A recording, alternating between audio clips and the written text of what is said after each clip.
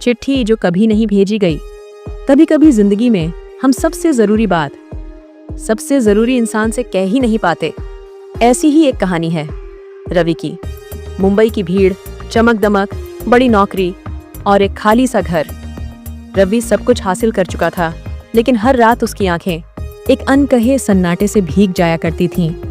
एक शाम ऑफिस से लौटते हुए उसकी नजर एक पुरानी फाइल पर पड़ी और उसमें थी एक चिट्ठी जो उसने कभी भेजी नहीं थी। पापा, आपसे नाराज नहीं हूँ, बस कभी समझ नहीं पाया क्यों आप हर बात पर सख्ती दिखाते थे। क्यों आप चाहते थे कि मैं सिर्फ पढ़ाई करूं जब मेरा दिल गिटार में था, और क्यों आप कभी ये नहीं कह पाए कि आप मुझसे प्यार करते हैं। शायद जब बड़ा हो जाऊंगा तब समझूंगा, लेकिन तब तक प्लीज मुझसे दूर मत हो जाना। रवि उस चिट्ठी को पढ़ते पढ़ते चुप हो गया। आज वो बड़ा हो चुका था और हाँ, अब वो बहुत कुछ समझ चुका था। उसी रात माँ का फोन आया। बाबूजी की तबीयत कुछ ठीक नहीं है बेटा, एक बार आजा।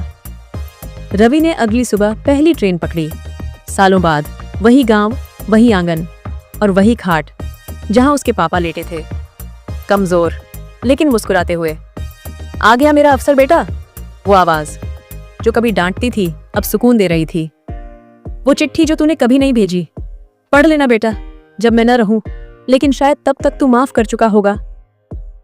अगले कुछ दिनों में रवि ने पहली बार सिर्फ सुना। पापा की बातें, उनका डर, उनकी उम्मीदें। उसे एहसास हुआ कि वो गिटार से नहीं डरते थे, वो बस ये चाहते थे कि बेटा हार न जाए। इस बार रवि ने एक और चिट्ठी लिखी, इस बार भेजने के लिए।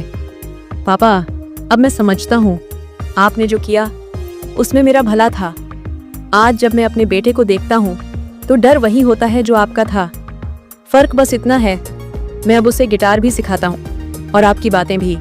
आप मेरे हीरो थे और रहेंगे। आपका बेटा रवि।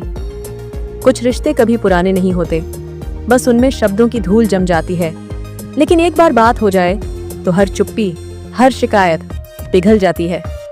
तो क्या आपने कभी कोई ऐसी चिट्ठी लिखी है जो कभी भेजी नहीं गई, या कोई बात जो दिल में रह गई?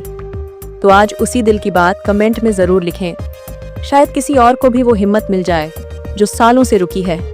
अगर आपको ये कहानी दिल को छू गई हो तो इस वीडियो को लाइक करें, चैनल को सब्सक्राइब करें और किसी ऐसे इंसान के साथ शेयर करें जिससे आप बहुत कुछ कहना चाहते हैं लेकिन कह नहीं पाए। और हाँ, अगली कहानी की घंटी बजाने के लिए बेल आइकन जरूर दबाएं। धन्यवाद। आपकी शाम रिश्तों से भरपूर हो।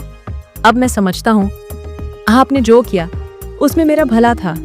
आज जब मैं अपने बेटे को देखता हूँ तो डर वही होता है जो आपका था। फर्क बस इतना है, मैं अब उसे गिटार भी